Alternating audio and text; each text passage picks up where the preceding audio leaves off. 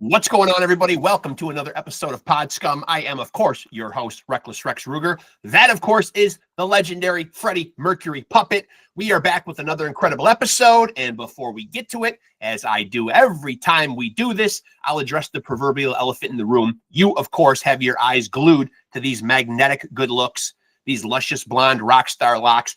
I will confirm for you that, yes, you are indeed looking at the one and only love child of one Diamond David Lee Roth. That's right. I'm copping to it, kids.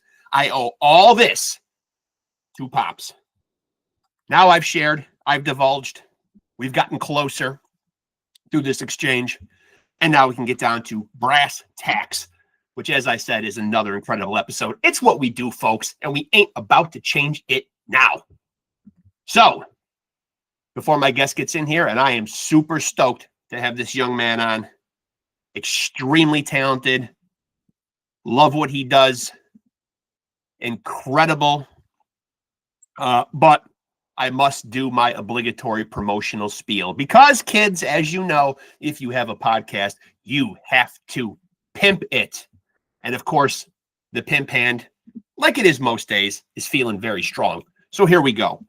Please make sure to tap into Pod Scum on Facebook. Our handle is Off the Couch Boxing and Pod Scum. Don't be confused. I have two podcasts. Off the Couch Boxing for you pugilism fanatics, and Pod Scum for you music, rock, art, entertainment, metalheads. I got you covered here. One Facebook account. You'll get the 411 on both shows. The handle again, Off the Couch Boxing and Pod Scum. And if you're checking us out on Instagram, which I invite you to do, same handle.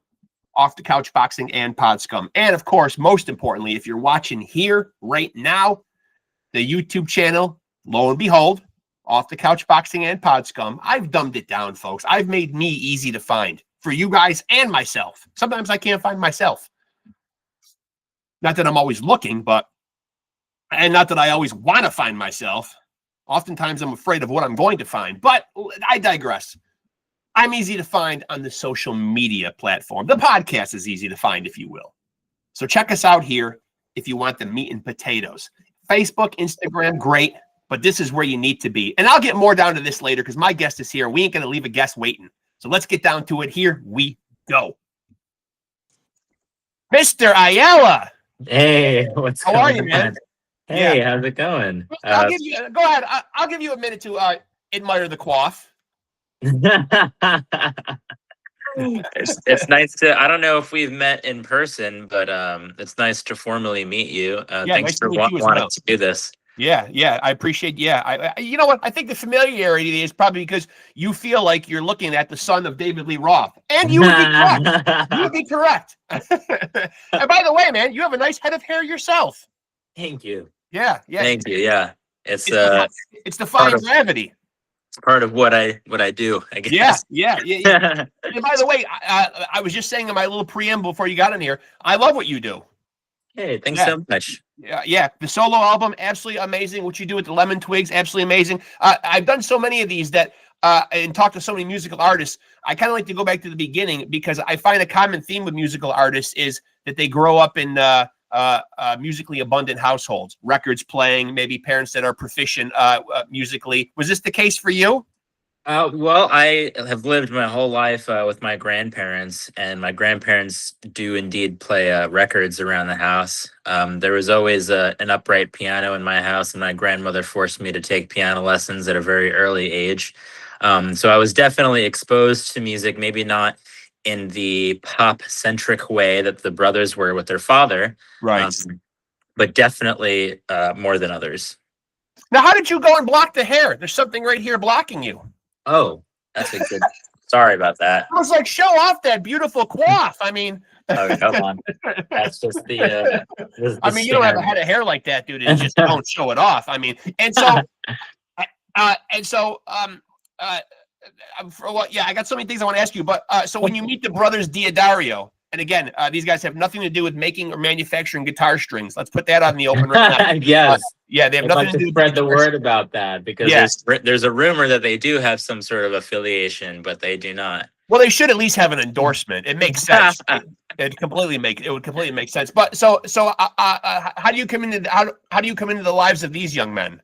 Well, we all went to the same elementary school together, and by the third grade, like we were allowed to perform in the talent show in elementary school in third grade, and I was playing like classical piano music as I was raised on, and they formed their like a rock band, so to speak, and they were playing some covers by like the Who, the Stones, et cetera, et cetera. And they just saw me and I saw them, and we were just like, well, maybe we should just do one act instead of two separate things. Yeah. Because we were like the only people doing music besides like the karaoke that was going on. And so you guys suddenly realized you were kindred spirits in a way. Yeah. Now the Lemon Twigs music, man, and when I was putting together my notes here, man, and I know that the music world loves its genres, its subgenres. Are you a fan of genres, and what would you guys call yourselves? I have here, it's some of these I don't even know what the hell they mean. Indie rock, power pop, indie pop. I don't even know what the hell that is, or if that's even a thing. Art rock, and my favorite was jangle pop. Is this even a thing? Jangle pop? Yeah, well, I could certainly speak on that, and I'm sure all four of us would have a slightly variated answer, variation of an answer. But I think the jangle pop aspect of it really comes from the 12 string that is integral to our live set, and a lot of their recordings, and a lot of the music that we listen to is considered power pop of its own genre. That's kind of like in a big wave right now. All these like 70s like love song rock music, like the Raspberries or Badfinger, all those just like power ballads, and like those just those really, really strong vocal melodies would lead something to become power pop. So I think both of those things are kind of with us in some way. And the indie aspect of it, whether you want to say indie pop or indie rock, I think that's just because we're on, not a huge label and we're not a huge band, and right. And so that's kind of what that's about. But I think pop rock pretty much covers it when you're doing anything Beatlesque. It's pretty general. I feel like it's easy to throw the indie label on, man, to anybody that hasn't gotten proportionately huge. Yeah, exactly. Yeah, precisely. If you're still, if any part of your act is even remotely underground or hasn't been tapped into by the entire planet, you're somehow indie. Yeah, exactly. Yeah. So why did it feel like the right time now? You've been doing your thing with the Twigs for a while, man. Why did it feel like the right time to do a solo album right now? Well, I had been doing a project called Dr. Danny and the Patients throughout my years of being with the Twigs and being with a different band and now being back in the Twigs. And there was something about just the amount of time that I hadn't released something under that I just wanted a complete fresh start. And I feel like with the music that we had been listening to, it's very different from what I listened to. And I was able to be inspired by this new wave that we're doing, these past two records that we're doing. Reza and I have been having played on the upcoming record. I think I'm just kind of in a different world right now. Yeah. So I just did a completely new solo project with a new band and a new, I just go by my regular name now, Danny AYALA. And I feel like they just inspired me to renovate. In general. And so you feel like just using the regular name, no glitz, no glamour, just the straight name. Yeah, I mean, I think I like it. Yeah, I think what I'm doing with the Twigs now is its own thing, and I'm not trying to like make any sort of band that I'm doing in the same lane, so to speak. Like, so I just thought that like using my own name is just like, I am this guy, wherever I am. Like, right. You don't feel the need to have like a persona or like, exactly. Yeah, I mean, exactly. You create something, like you don't have to be like a Ziggy Stardust or like have some type of caricature of yourself. Precisely. Yeah. I mean, I think however many percent of people who are listening to my music are of course fans of the Twigs, so it might be just easier to be like, this is Danny. Like, this Yeah. is not like, you know.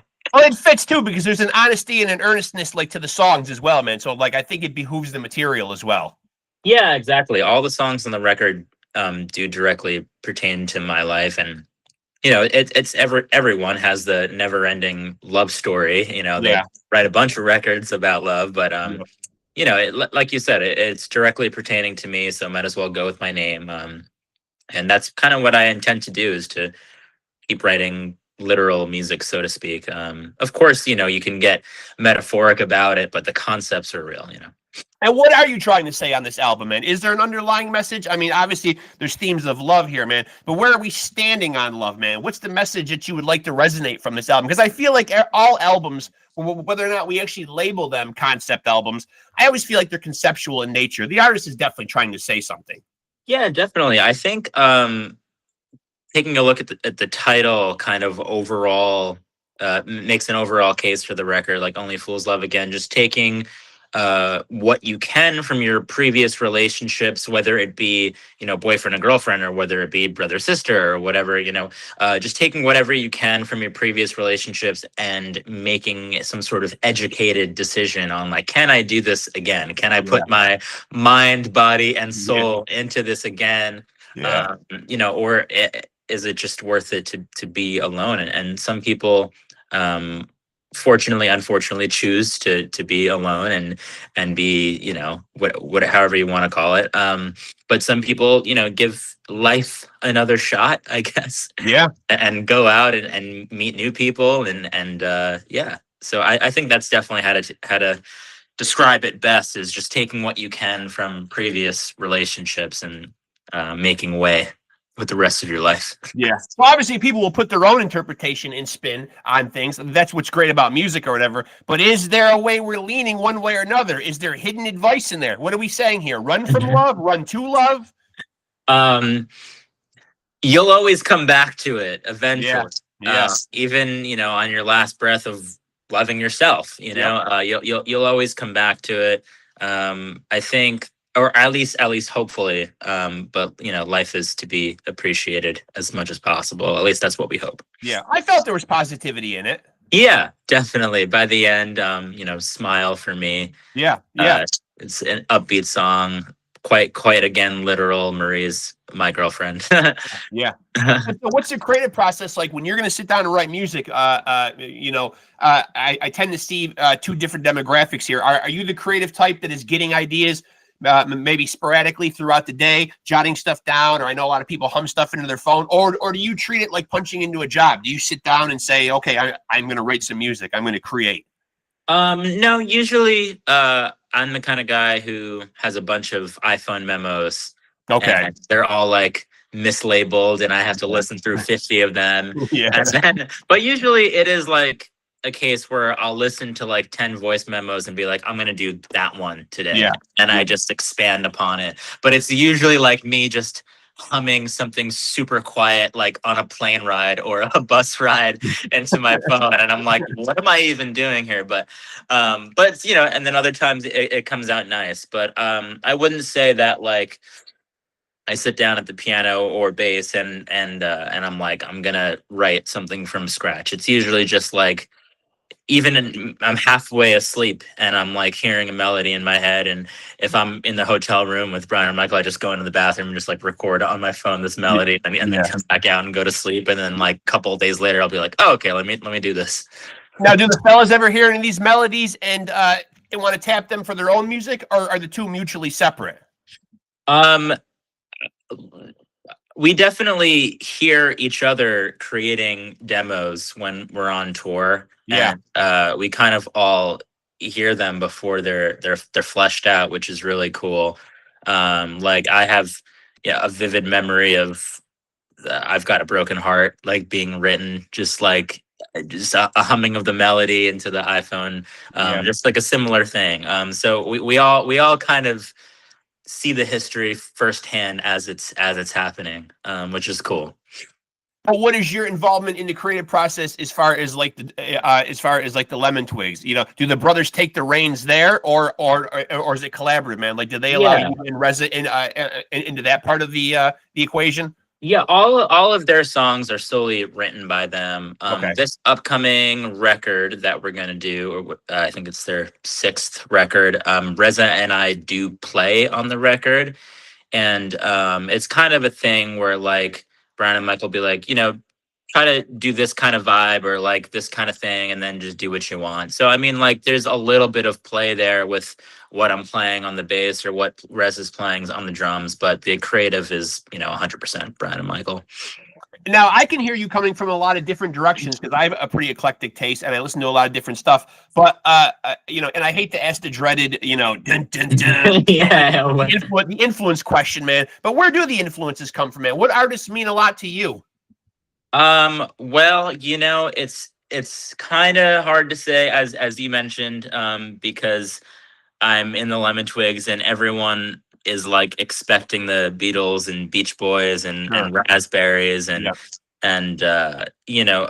but some of when I was growing up, before I was introduced to Brian and Michael, like my mom played like My Chemical Romance in the car a lot. Okay. And that's like one of my favorite bands, and the bands that they come from, like Queen, I really like. And I also have a lot of interest in Radiohead and their album In Rainbows. So it's kind of a bit more eclectic than the 60s and 70s that everyone knows that I already like. Right. And I think that's what kind of differentiates it from the Twigs record is I have all these like kind of oddities in my music taste. Yeah. And it's funny that you mentioned Queen and you mentioned Radiohead, because, here the album is going along, lots of love songs, a very mellow feel. Then suddenly out comes this rocking tune, Pluto. You know what I mean? Where all of a sudden you go balls to the wall, full on fucking rocking, man. So, so that does make sense right there then. Yeah, that was kind of one of the underlining messages that I wanted to make on the record is that, just everyone should feel free to do what they're feeling in that moment. Like, I don't want to ever feel like I have to make a 60s-esque sounding record, or I have to make, right. I have to do some sort of follow-up to the Twigs album or something like that. Right. Of course, there's always going to be those influences, and you're going to always hear those harmonies, and you're always going to hear those Beatles-inspired, melodies. But it definitely is further along, eclectic, whatever term you want to use. That's the kind of the message I wanted to get across, and I think it went over okay. So you will on future albums. You will continue to embrace, and there will be more songs for people who might like that up tempo. You rocking out. Yeah, absolutely. I think even more so. I'm gonna make a bit of a more hard rock record, maybe. Of course, there's. I like to always have like 1 or 2 ballads in there, but I think it's good. It'll be a little harder. I'm working on some of the demos now, and maybe late next year I'll have the record out. We'll see how much touring I have to do, but but yeah, do as much as I can. I loved it. Suddenly the song comes on, and then I go to YouTube and I see there's a video for it, and suddenly I'm like, okay, he just went like full on like Prince, Lenny Kravitz in this video. Exactly. Wow. There's a song called Fly Away, I think, by Lenny Kravitz. Is like hits, and that's like one of the direct inspirations for Pluto. So good on you.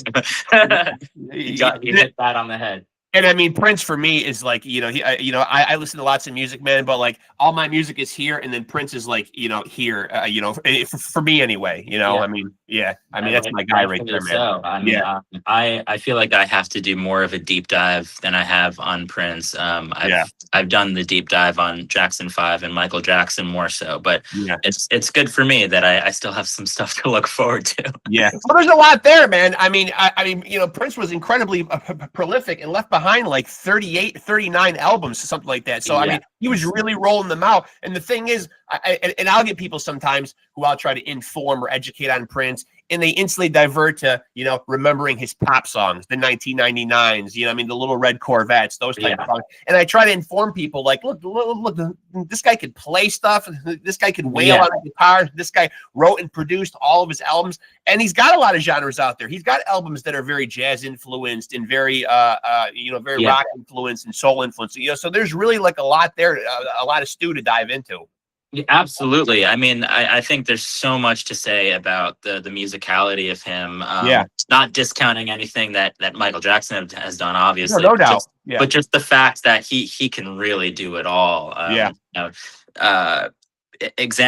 Another example, a more modern example, so to speak, is like, a lot of people, especially in our circle, are not a huge fan of the pop stuff these days and artists like Bruno Mars or something. But he, watching his performances, like he can also shred on every instrument. Yeah, and he plays on his recordings and whatever you want to say about his songs, he's just such a talent. He's amazing. Yeah, he's really amazing. And so this album comes in at 10 songs, 28 minutes.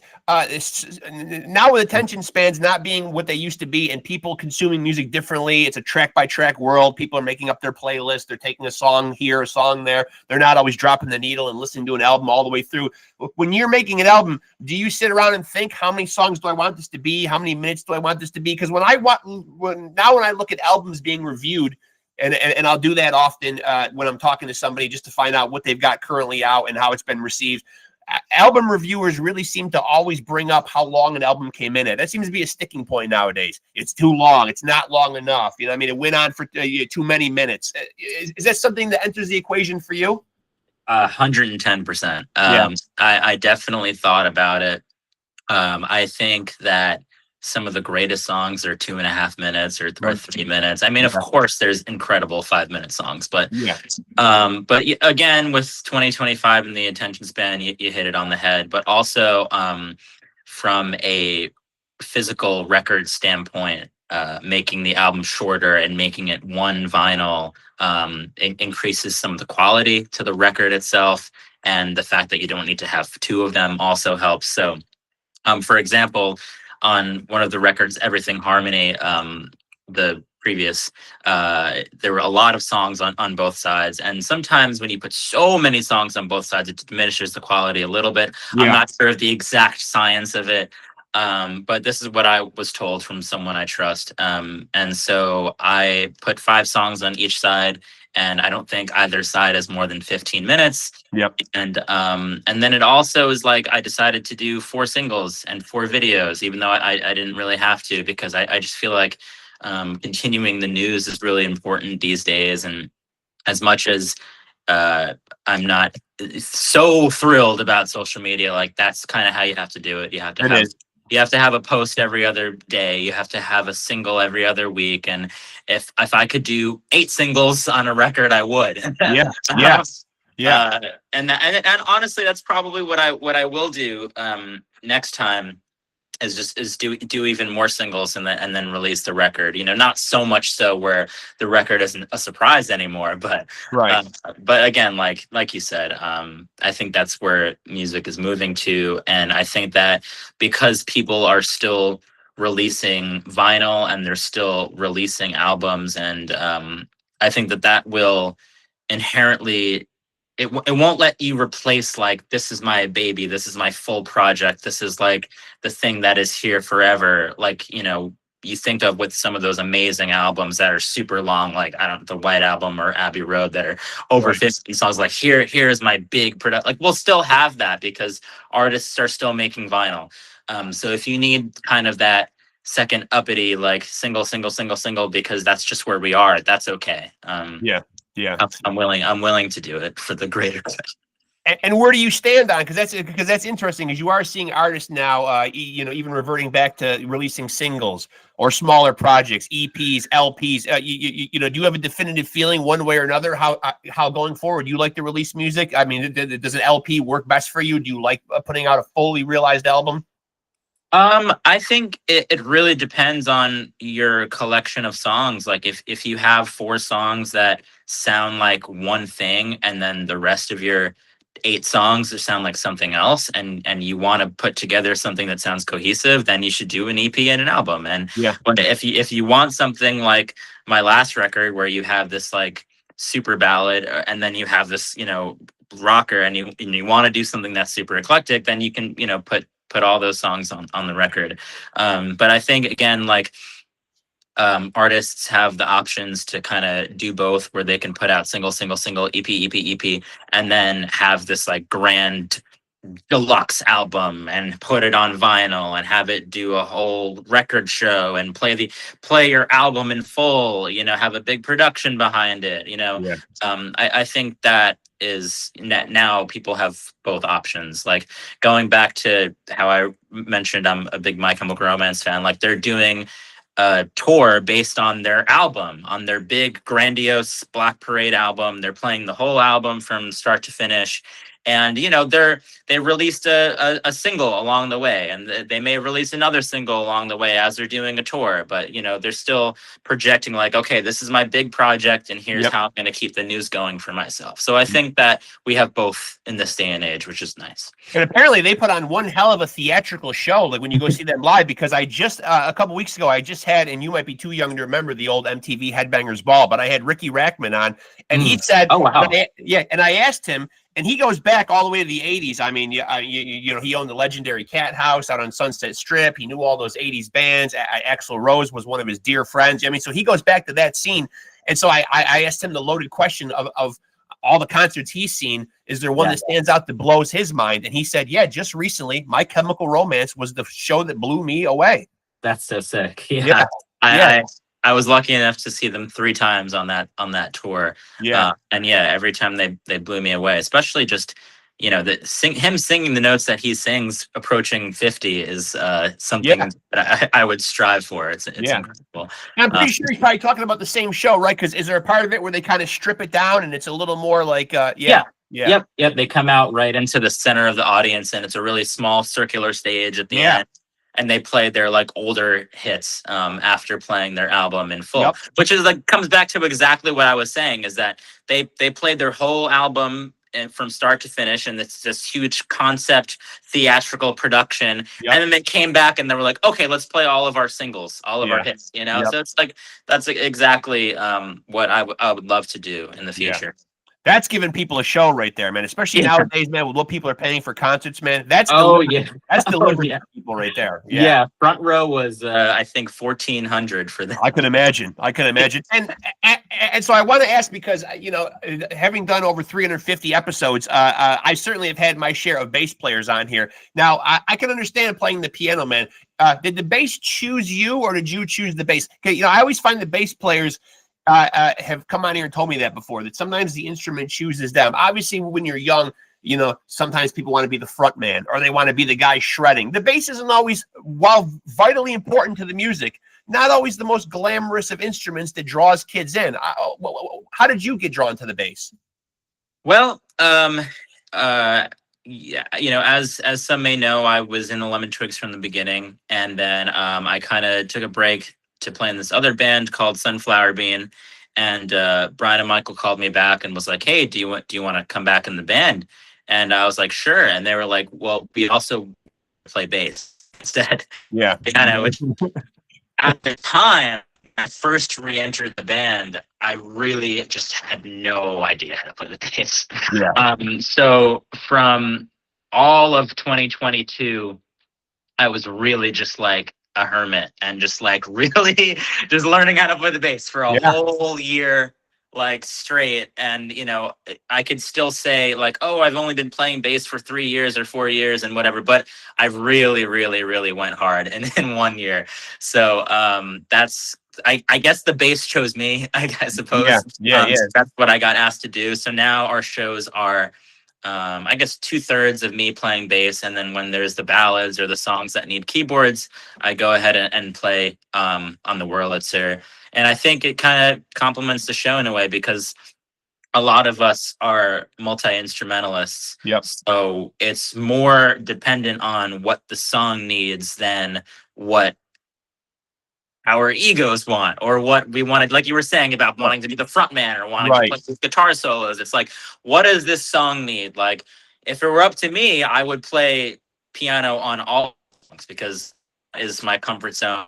I like I can play piano and enjoy the show and kind of space out. Whereas on the bass, if you really, really look closely at the show, sometimes I'm like, oh, I'm so glad I played that right. You know, because Brian and Michael have these insane bass parts. They're so hard.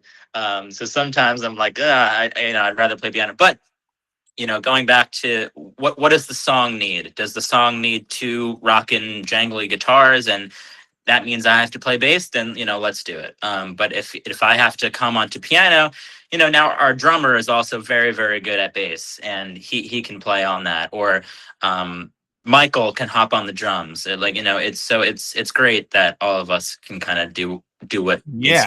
What a great luxury to have in a band. I mean, that's just amazing, man. Like, you guys can literally do like a Chinese fire drill with the instruments.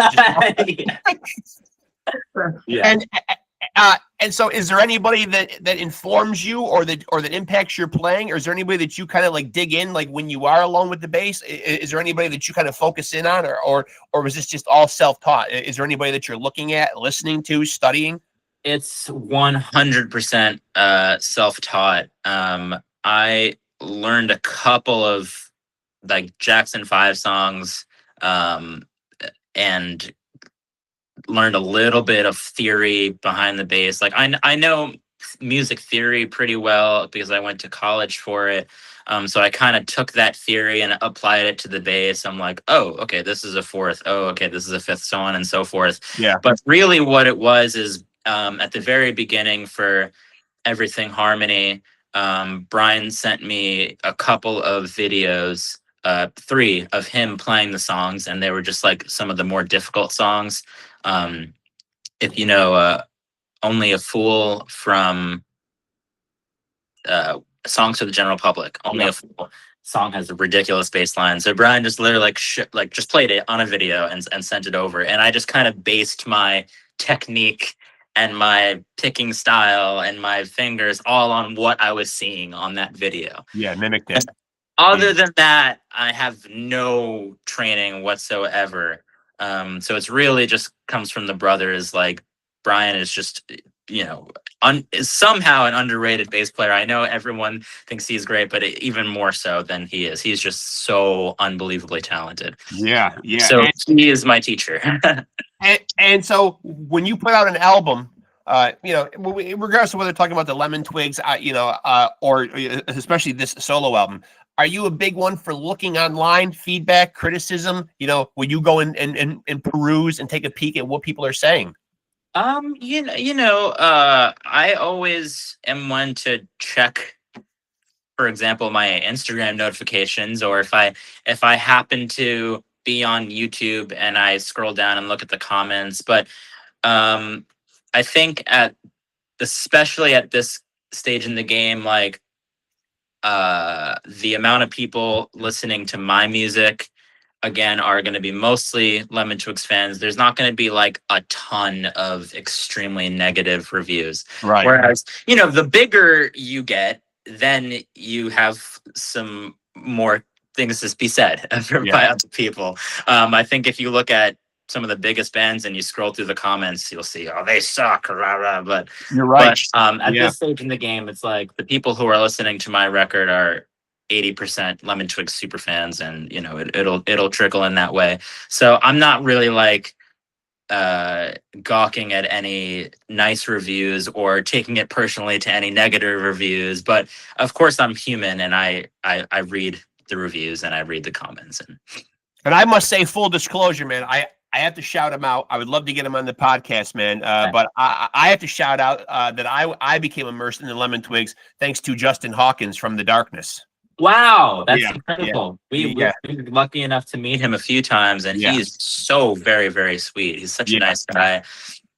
It's He nice when, yeah. It's nice when like you can actually like when technology, I've often found that the algorithm sometimes has worked for me on the streaming platforms. It'll inform me and help me find new music, or just by watching his podcast. Mhm. I think he came and interviewed the band live. He's talked you guys up on a couple of episodes. So I mean, Yeah. it's great when that kind of stuff happens, because then you think like, geez, I really love the Darkness, and here he is talking up this band. I must go check this out, Exactly. Yeah, Wow. he is the coolest. Yeah. Yeah. And so what's your relationship like with touring? Obviously, I know musicians have to do it. There's certainly a glamorous side of it, getting to see the world, see new things. But there's obviously a side of people that like their creature comforts. They like to be home, they like to be around the things that make them comfortable. What's your relationship like with touring? Well, whenever I'm on tour, I want to be home. And whenever I'm home, I want to be on tour.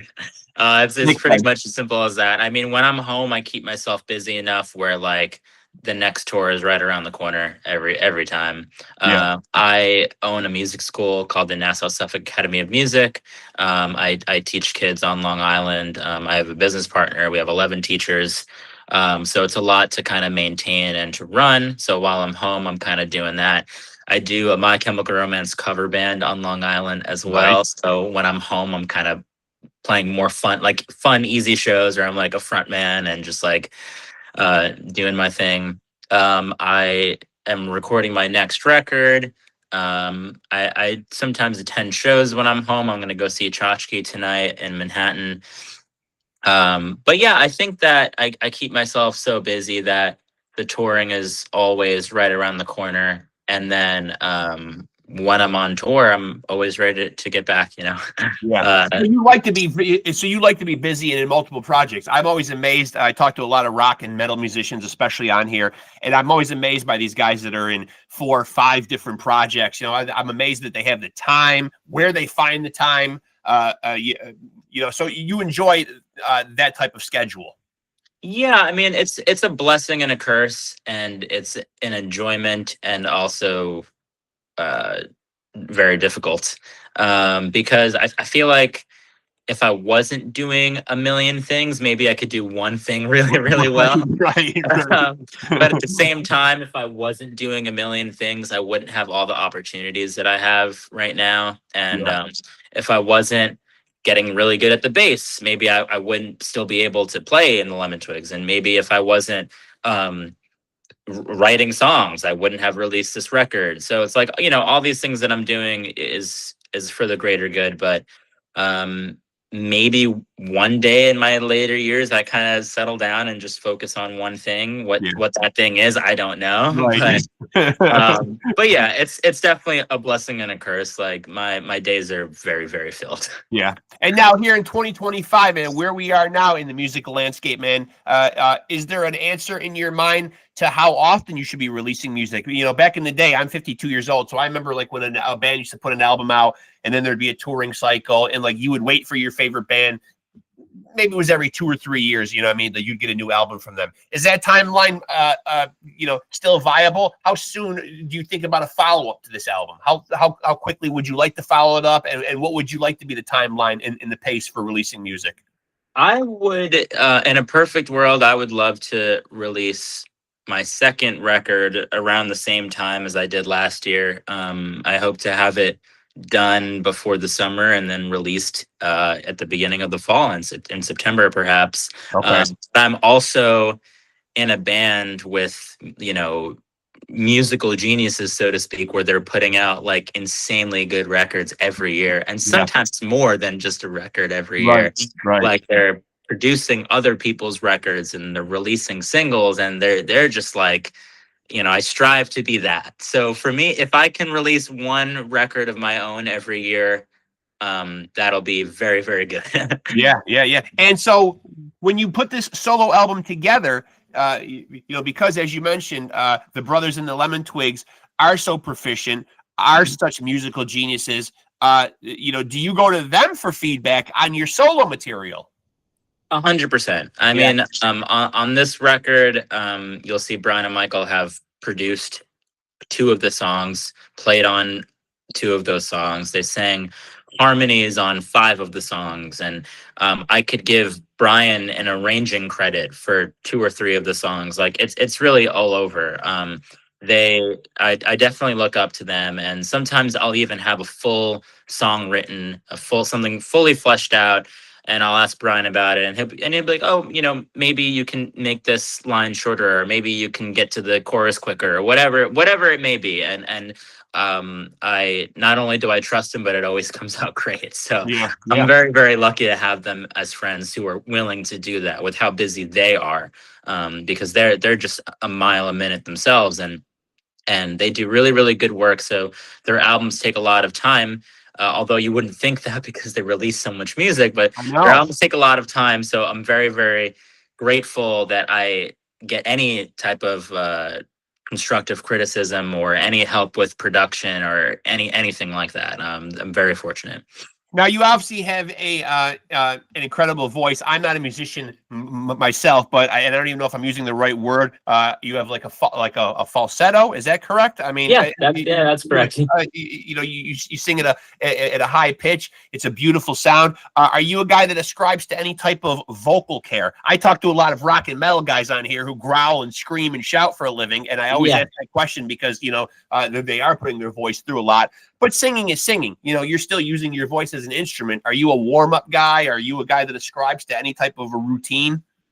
I definitely don't have anything consistent going on. Sometimes when I do the My Chemical Romance cover band shows, I do warm up because that's a lot of screaming and a lot of howling. And but for these Lemon Twigs shows where I'm only singing harmonies, I would say that my voice holds up pretty well. I'm not sure if that's because of the type of music that I was singing as a kid, or if it's something genetic, but my voice holds up well. Like I can scream a lot and be okay the next day.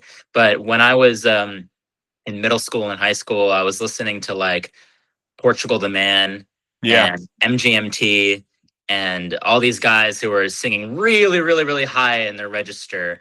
And also, my mom playing Alicia Keys in the car, or like Beyonce or Leona Lewis, and like naturally I would sing along, and like so I kind of was like doing this falsetto from 5 years old, and I think it just is kind of holding up pretty well. So I'm lucky to have a voice that can really take a beating. I would say it's definitely because of that. The bands that I was listening to. And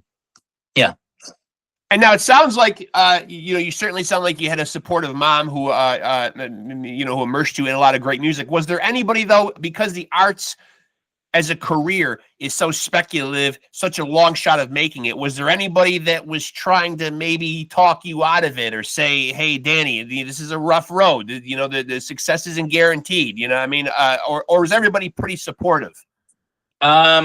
Definitely myself. Yeah. At the beginning, I was like, I'm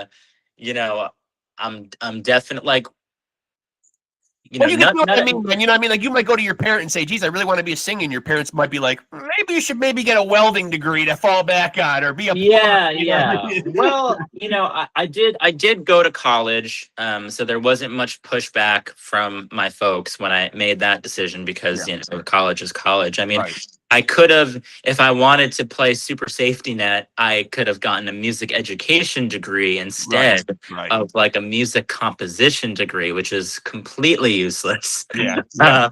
At least I could have been, registered by the state of New York to teach at a public school, and could have ended off at $100K career at the end of my life. But here I am. But I kind of knew that I was doing this to myself, even going to college, and I wouldn't have went to college if I didn't get a full ride to school. I got a full ride to Five Towns College in Dix Hills on Long Island, and I don't think that I would have went to college for music, especially if I had not gotten that. But I think overall, the only person who was trying to talk myself out of it was myself. I knew that even if you make it as far as we have right now, like none of us own houses, like none of us, we're all paying rent and getting by. Of course, I'm extremely grateful to be as far along as we are now. But it's like, I don't know if people truly understand how big you have to get to be comfortable, like Right. these other musicians that you see. Right. Like you guys aren't Taylor Swift level yet. Yeah, exactly. Put it that way. Yeah. Yeah. But I also have heard artists on here say though that oftentimes it almost behooves you to not have the safety net, because then you push forward more. You know what I mean? You've got a singular goal, and sometimes not having that safety net, allows you to have that drive and that determination. Well, it goes back to what I was saying with Brian and Michael. They don't necessarily have any plan B, or they're not necessarily doing a lot of other things besides making great records and producing great music and writing great songs. And I think that has a lot to do with why it's so good, is because just putting 100% into it. Whereas, as I previously mentioned, like, I have this music school, I have this cover band, I have this solo project. I was going to college, I joined another band, came back to the Lemon Twigs, like all these things. And so I think that definitely says something about the approach to being a musician full time. Yeah. Now talk to me about the music school. How do you get into this endeavor, man? Which I think is great. My mother is a retired teacher, man. I don't think everybody is cut out for it. It takes a certain temperament. It takes patience to get involved in educating people, whether you're doing it hands-on or you're involved in it. How does this come into your life? Well, there was a time in the world where we all had no choice but to have patience. That's true. And so in 2020, when COVID was around, there was nothing to do. So I recorded with a friend of mine, Andy Ballaroo, and we made this project called The Feels, which was very like radio friendly. If you're familiar with Anderson .Paak, like Silk Sonic, like kind of modern Motown pop funk kind of thing. And I made something that is not really fully released, but something I'm really proud of, to be competitive in the industry or whatever. And then the second thing that I did was form this school. And first it was all virtually, and I was teaching people in Florida and in Portugal and the UK, and it was a bunch of virtual lessons, and people had nothing else to do. So we got so much traction, and within like a week we were teaching like 100 students online, and I was doing nothing but teaching music for a lot of 2020. And then when everything started to open back up again, some folks wanted in-person lessons, and there were so many students between the two of us that we were just like, why don't we just give it a shot? And we hired a couple of other teachers, some independent contractors. We hired a bookkeeper, admissions manager, formed an LLC, and did the whole thing. And now we service the east and west end of Long Island with 11 different teachers. And I think that time and place kind of took its course. And I think because of 2020, I have now this other baby in my life that I have to look after. And it gets a little difficult when I'm on the road. But I guess that's why there's two of us. So on top of it all, on top of wearing all those hats, you take on teacher, entrepreneur. Just take on a couple more, right? The hell with it, right? Yeah, exactly. A couple more hats. But like I was saying, I definitely am not disclosing all of these things to toot my own horn, so to speak. Like I was saying, like maybe it would be good to do one thing. Right. It's all right to toot a little bit, man. I mean, we're New Yorkers. I'm an upstate New Yorker too, man. So where are you at?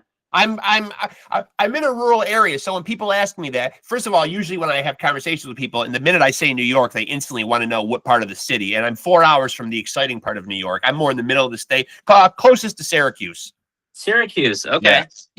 I my business partner in my school that I had just mentioned graduated from Syracuse, so I spent a lot of time up there, just kind of hanging with him. So I'm familiar. But it is nice that we get to claim you guys as New Yorkers, man. See, man, and we get to claim the Lemon Twigs. I mean, look at all this talent coming out of New York, right? I mean, come on, man. I mean, and so, have you always been a New Yorker, born, bred, everything? I've lived in this house for 28 years, all all of them, all Okay. 28. I was born here. I haven't spent a whole lot of time anywhere else besides like maybe 2 months in LA or like a month in England or like, a vacation for 2 weeks in Portugal, but nothing long term. I've always been here. When you craft these songs, man, how does a typical I'm talking about your solo stuff. How do you craft a Danny Ayala song? What typically comes first for you? Is it a line, a title, or a riff, a melody? How are these songs born? It's usually a melody. As I mentioned before, a lot of the time it's like an iPhone demo, and sometimes I'm just like spewing random lyrics, and then like I kind of just put it together after the fact.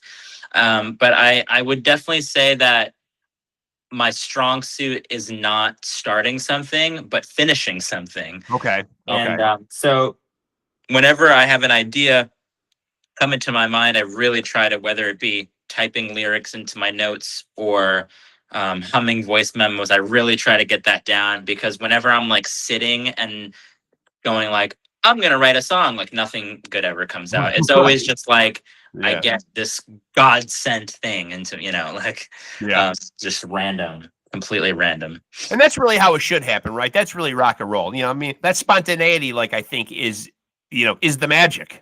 Yeah, I mean, I think we're coming up on a critical point in creativity with not just the internet anymore, but AI. Yes. And there's already AI artists, and there's already AI song creators, and novels, books being written. Yeah, I mean, like someone just saying an idea into AI, and then boom, there's your 300-page book. I mean, exactly. I mean, and it's like, where does the line get drawn? Of course, there's always been inspiration, but it's a lot of the time it's inspiration from people who had their God sent moments of like their, bright idea. And I feel like it's when it comes from, the universe, not to get too, weird and philosophical about it. But when it comes from the universe, it's one thing.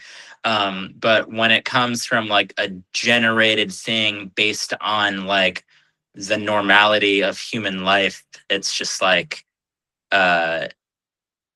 I guess bland in secret is what to call it. It's like, because you could throw something in there and it spits out something good to you. It's possible, like but at the end of the day, it's like, you didn't do anything, so who are we praising here? Right. Like it's one thing to listen to the song and be like, I like this song, but then after you find out that no one did it, it's like, who do you want to look up to? Who are you trying to replicate? Who are you taking inspiration from? Because you could have done that yourself already. Yeah.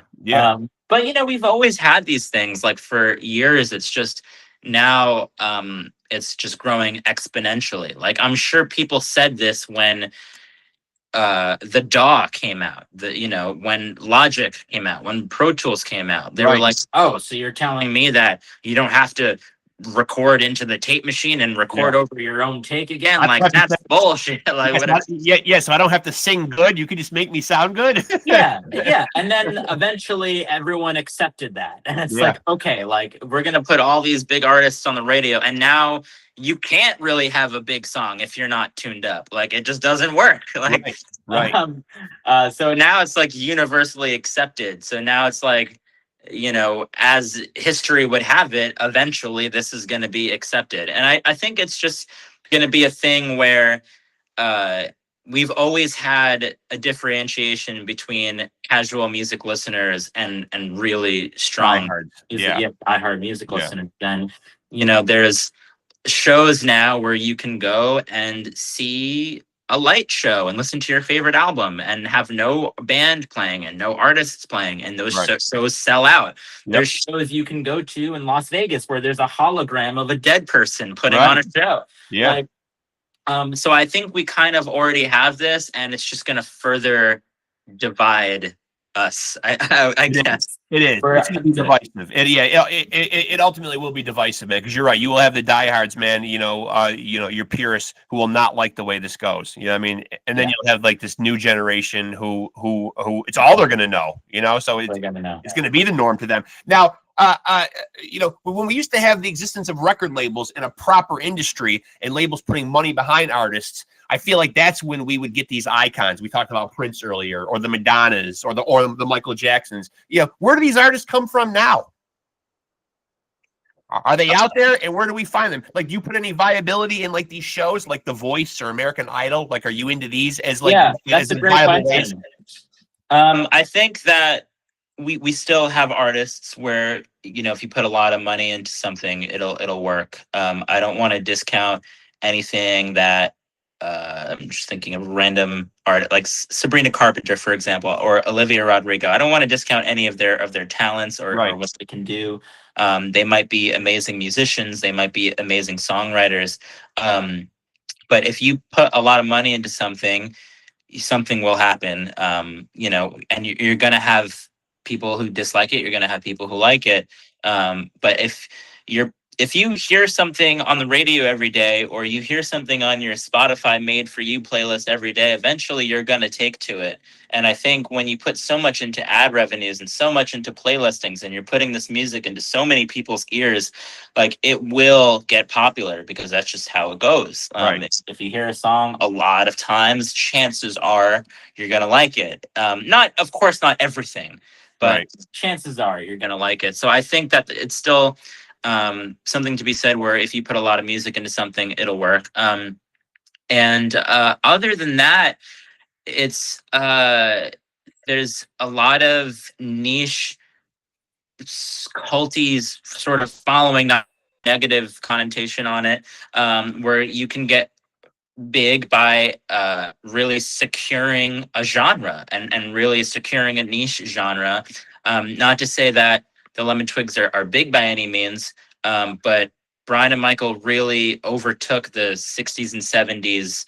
Very much. Yeah, very much so. And I think when you do that, that could give you a nice career.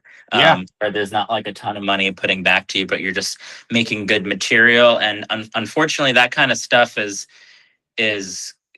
getting lower and lower on the totem pole here. But it's good to know that there's some bands coming out of that now, such as like myself or the Uni Boys or this band Mod Lang that we really like, and there's kind of some bands coming out of that. So that's good to know. But I don't know how much we'll see people getting Taylor Swift big without Taylor Swift money. I don't know. I don't know. You're right. Yeah. I mean, maybe because we have the social media thing and the TikTok thing and the viral video thing, and maybe you could still get yourself big. But it's kind of like the luck of the draw at this point. Well, that is big nowadays, though, man, because me and my wife, and I'm not ashamed to admit this, because we are in our 50s, man, so we've earned the right to be avid watchers of Dancing with the Stars, but we do tune into Dancing with the Stars.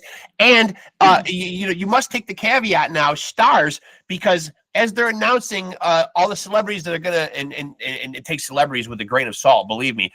When I saw the lineup, I realized these are all now social media stars. You don't see movie stars and TV stars. I think maybe they don't want to be seen as vulnerable. They don't want to be seen as clumsy or not graceful. So they're not going to take a chance on a show like that. Now you're getting people that get clicks. You know what I mean? Everybody on there was a social media influencer, TikTok star. I didn't know anybody. Yeah, absolutely. I mean, it just goes to show how many people are watching cable, how many people are going to movies. Yeah. I think like, sitting down in the living room with your family at 8, 9 o'clock at night and watching TV is dwindling. Antiquated. Yeah. It's more like if you're in bed by 10 o'clock, you're scrolling and that's your TV. Yep. You're right. Yeah. So it's, no wonder why nobody knows these celebrities on Dancing with the Stars. So, yeah, I mean, it says a lot about people who understand where things are going, I guess. These big show producers understand that, you know, the clicks and the views and the watches are going to be from social media stars, because that's kind of what the majority of the population's doing. And Yeah. Well, hey, listen, I'm clocking in at almost 1,300 subscribers. I'm waiting for my call with Dancing with the Stars. Yeah. Hey, that's something to be proud of. Sure. And so, as your career progresses, and you know, you seem like a very humble guy, and I don't mean to heap like, you know, praise on you and embarrass you, man, but I feel like, man, you are going to do great things, man. You know what I mean? I feel like your association with the great music that Lemon Twigs are making, putting out amazing albums like this, you know, as your powers grow and you become more of a musical entity, are there collaborations in your future? Anybody you'd like to collaborate with? Could we see duets or collaborations on future albums? That's a great question. Well, I've already done some collaborating with Reza, our drummer, Yep. where he played on my solo project on the drums, and there wasn't like all that much that I wanted or needed to tell him to do. He kind of just knew what was going on, and that's great. I mean, I know we have our background of playing with the band, but he's just an amazing talent, and I think some of these bands that we're locking in with, like Mod Lang, would be a really, really cool band to collab with. Even vocally, like, would you share a track vocally, like with somebody else, maybe going, you know, I mean, like verse for verse with somebody? I would love to do something with. That's a tough question, especially something that's viable and modern, and something that is possible. I really respect the album Congratulations by MGMT. Yeah. And I think I'd love to do something with those guys. That's something that I've loved my whole life. In a dream world, something with Radiohead, if I'm getting more far-fetched. Yeah, those kind of bands. I mean, I feel like I have studied My Chemical Romance to the point where I could do a cool collaboration with yeah, brother, you're almost an honorary member at this point. yeah, exactly. So yeah, I feel like I could do good with that. And so is songwriting one of those things, like when you sit down and put pen to paper, or I don't know if anybody puts pen to paper, then even that might sound like an old theory to people, but you know, or when you're typing in lyrics, is it something that comes natural to you? Do you feel like all this musicality that you have you know, has come naturally to you? Like, I was always intrigued, and again, going back to Prince, I just feel like in some way, and again, you hit it on the head, and not to sound too hokey or too like new age, but almost feels like that he was one of those guys that was just, for lack of a better word, blessed, you know, touched by the music gods. Yeah, I definitely feel that way too. I think lyrically, I am not as proficient in. I think that's definitely my weakness.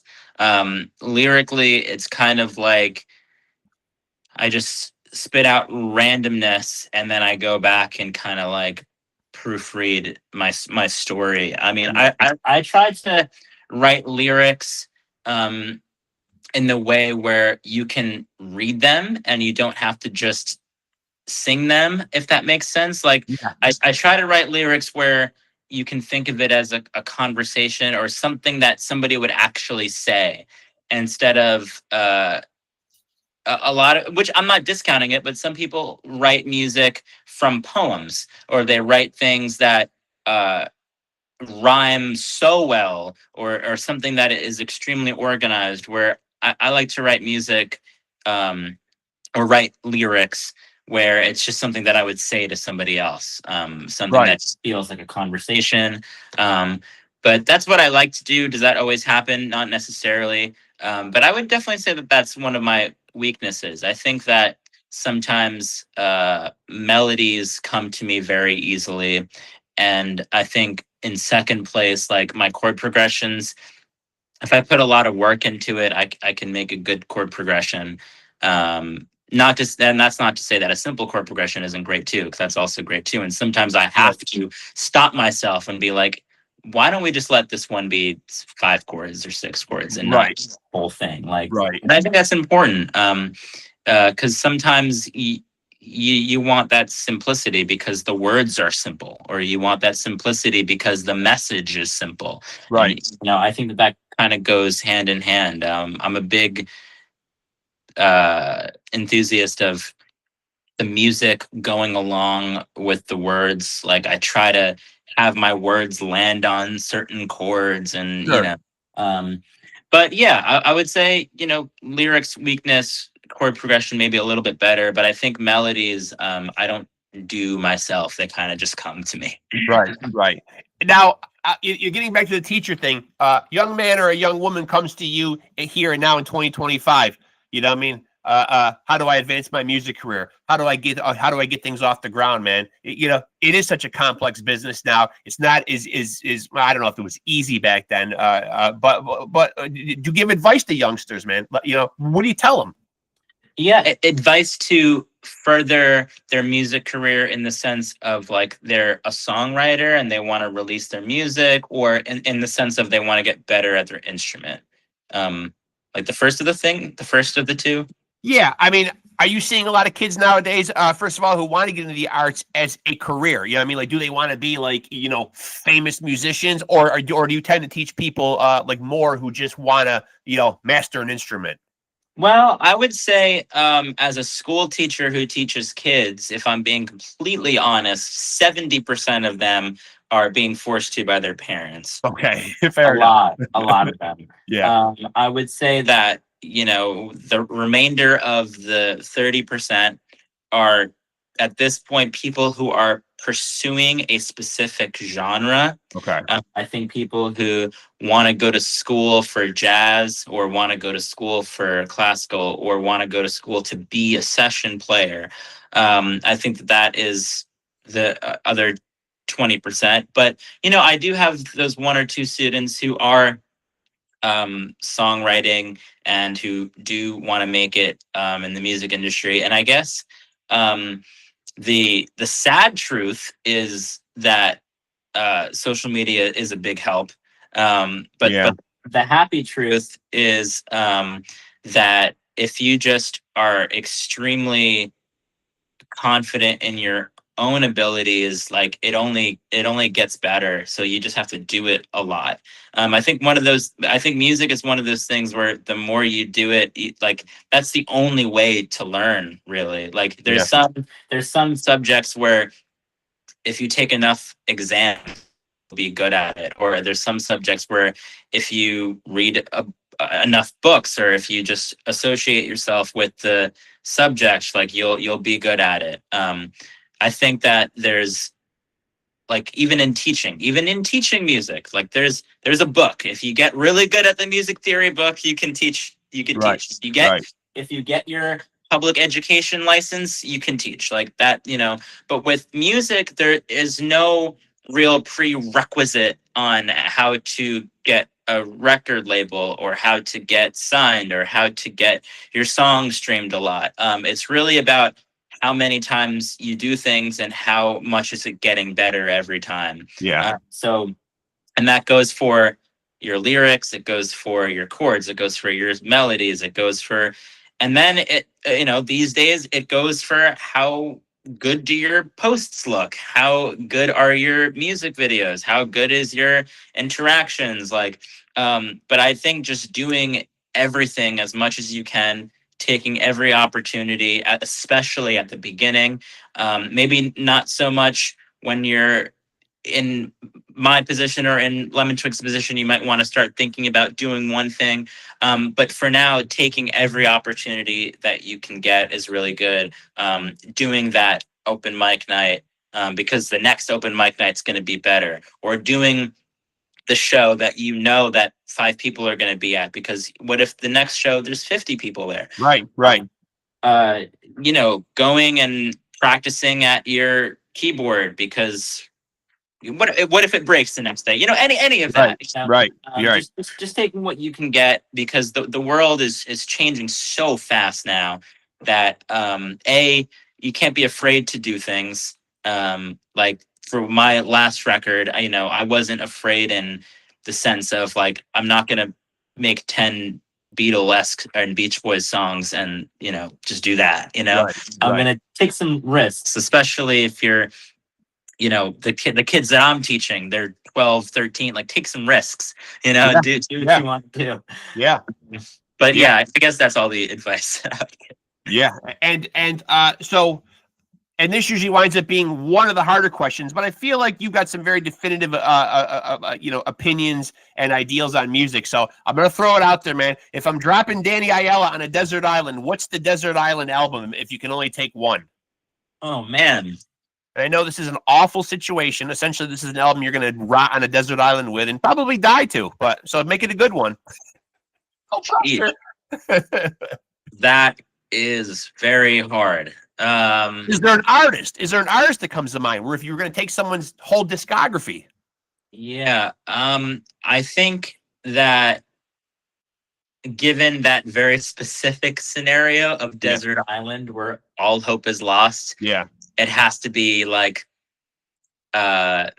some middle of the line Beach Boys record, like Pet Sounds, probably just something to like. No, it's a good choice. Something to give me hope. Yeah.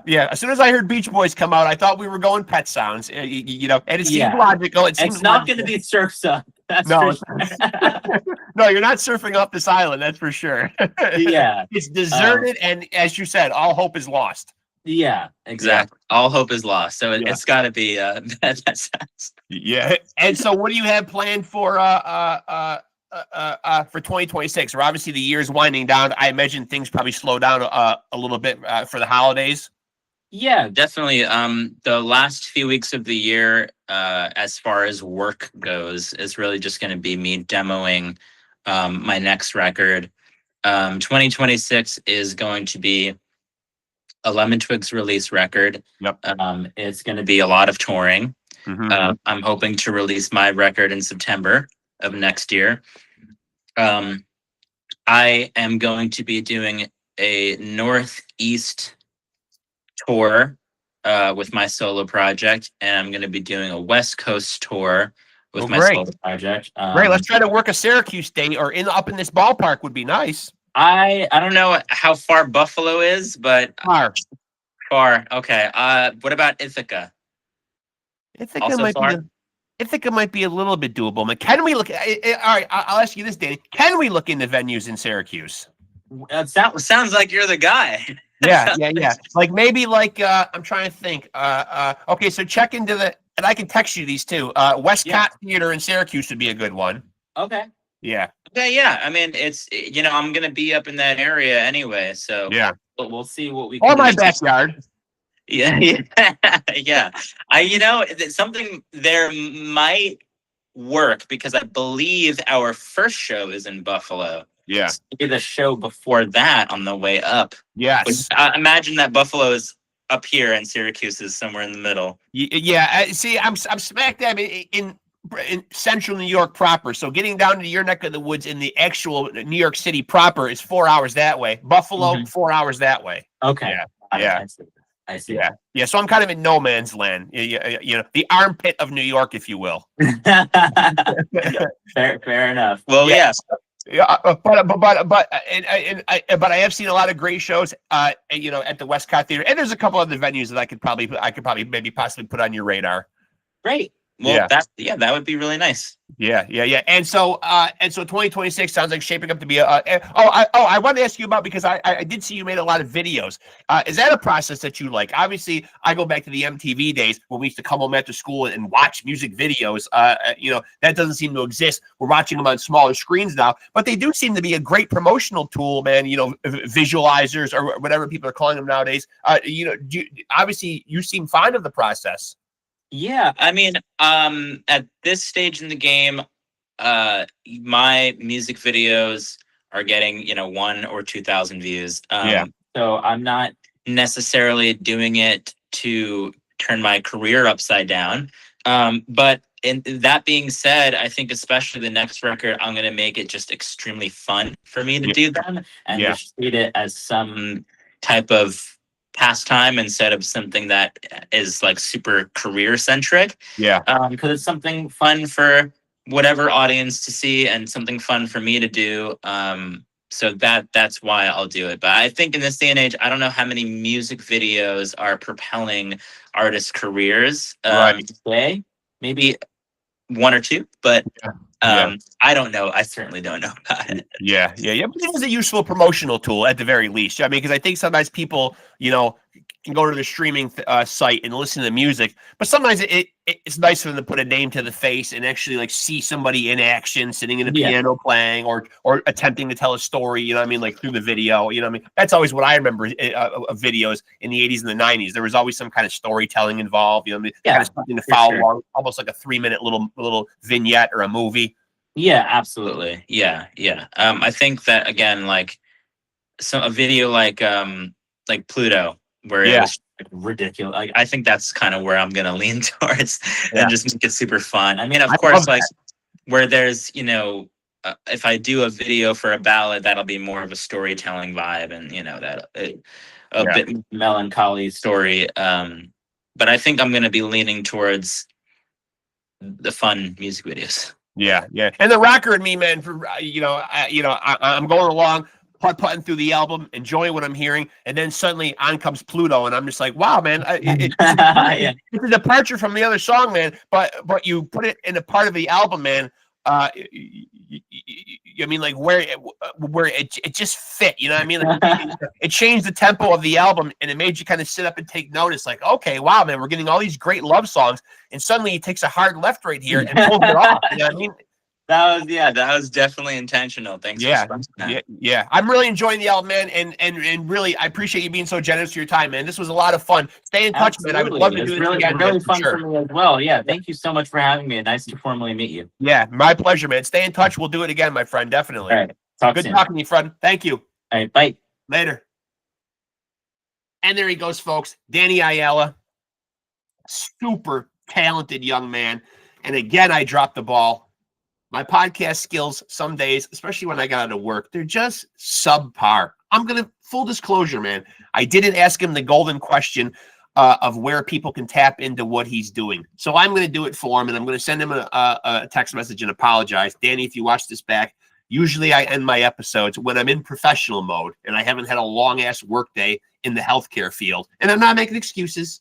I dropped the ball in this one, but I usually end these episodes by letting people do a little more self-promotion in terms of where can people find them on the internet, websites, Instagrams, this and that. But I am assuming that you can find Mr. Danny Ayala, Ayala, Danny Ayala, on Instagram. He may have a, forgive me for not having this in front of me, he may have a website. I'm sure he's got social media platforms. He is on the streaming platforms. You can probably find maybe the links, to his solo stuff, maybe via any links connected with the Lemon Twigs, another amazing band that he is involved with. So just go on, type his name in. Usually I end up saying the same thing anyway, and my guests usually echo it as well. We all know how to use our frigging internet, man. So get your fingers on there, type in his name. I'm sure you'll come across something, for God's sakes. I can't listen, your boy Rexx can't do it all for you, okay? Help yourselves, and you guys dig around, for God's sakes. But on behalf of Danny, go check him out, man. I'm sure he's on Instagram. I'm sure he's on Facebook. I found him on Facebook. I'm sure he might be on, your band camps or your, certainly, as I said, the streaming platforms. I've been enjoying his album on my Apple Music, Spotify, all that kind of stuff. And of course, you can tap in and see him on tour with the Lemon Twigs, the amazing Lemon Twigs. And of course, we spent a lot of that episode talking about his debut solo. I don't know if it was his debut solo album, his most recent solo album under the name Danny Ayala proper. Came out in September 26th of this year. Only Fools Love Again. An amazing album.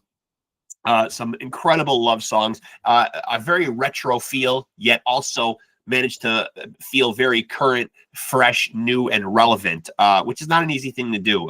Certainly hints of Motown and soul and classic R&B. And as I said, I actually wrote down some names here, and I didn't bounce these off him. It made me instantly think. I started jotting down names of artists that it was making me think about. Prince, Michael Jackson, Bruno Mars, Smokey Robinson with the falsetto, Eddie Kendricks of the Temptations, Leon Bridges, Marvin Gaye, Lenny Kravitz. Just so if you like any of those artists, I think you will hear, and I'm not comparing him directly to any of those artists specifically, just I could hear elements in a fantastic and a beautifully done way. A connection with all those artists and probably many more. You will listen to the album and probably pull some out, extract some from the music yourself. So I would invite you to go check out Only Fools Love Again.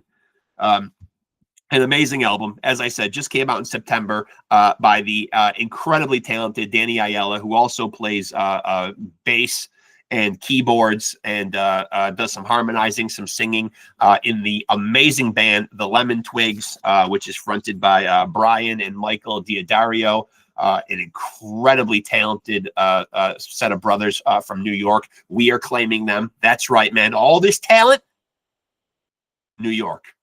Yep.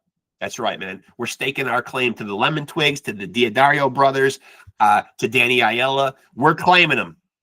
But in New York, well, New York's always been on the map, solidifying New York's place on the map. Let's put it that way. So, again, tap into what he's doing, man. I think you will really love it, man. An extremely talented young man, a beautiful voice, well-crafted songs, just insanely talented. And as he said, his bandmates in the Lemon Twigs, that is, trading off instruments. Everybody's so with such musicality, such talent. I guess that's just the the word that sums it up best. I mean, just iron sharpens iron. You've got all these talented musicians all working, collaborating, feeding off of each other, bouncing ideas off each other, inspiring each other, and it really truly is beautiful. So if you're not tapped in with the Lemon Twigs, do so, and quickly, ASAP.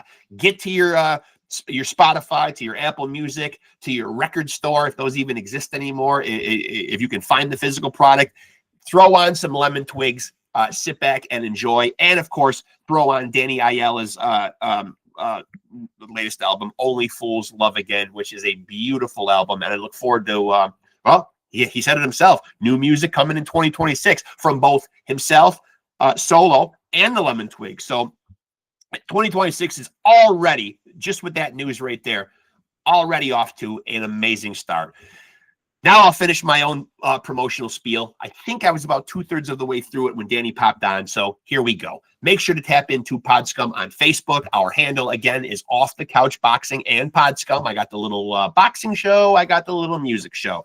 You can get information on both on that Facebook page. Same handle on Instagram, Off the Couch Boxing and PodScum. And of course, if you're here right now and you want to listen and watch these episodes in their entirety, if you've got the attention span, which we talked about, I give you little reels, little snippets on Instagram, and I advertise the episodes and let you know when I'm going to drop them on Facebook. But if you want the meat and potatoes, the full shit, right here is where you need to be. So please make sure to like, please make sure to subscribe, and most importantly, smash that notification bell so you will be privy to when those new episodes drop. You'll be in the loop, and we all want to be in that spot. You know, it's an enviable spot, man. We all want to be in the know, and you will be if you hit that notification bell. I appreciate my viewers. I appreciate my subscribers. Of course, my guests. Always blows me away. So generous with their time. Danny Ayala, we have damn near an hour-long conversation, man. A beautiful thing. I really appreciate him joining me today, man, specifically. So big thanks to Danny Ayala. As I said, go check yourself out some Lemon Twigs. Go check yourself out Danny Ayala's latest solo album, Only Fools Love Again. Do yourself a favor and take it from your boy, Reckless Rexx. I've never steered you guys wrong, ever. So when I put you on to an album, open your ears and go check it out, man. I only got your best interest at heart. You guys know that. I'm a man of the people, especially my my loyal fans, man. So get out there, check them out, man. And again, I appreciate everybody, man. I appreciate the support for the channel. Means a lot, man. Hope everybody has a happy holiday. As I said earlier, the interviews might trickle in a little slower as it is the holiday season. But the good news is there are 300 and almost 60. I think we are at 360 past episodes of Pod Scum. And if you're a boxing fan, there's also another 300 episodes of Off the Couch Boxing. So there's a lot to sink your teeth into. There's something there for everybody, man. So if things slow down a little bit or we go on a temporary hiatus, I'll try to get stuff out to you, but it is a time to respect people, spending time with their families, enjoying the holidays.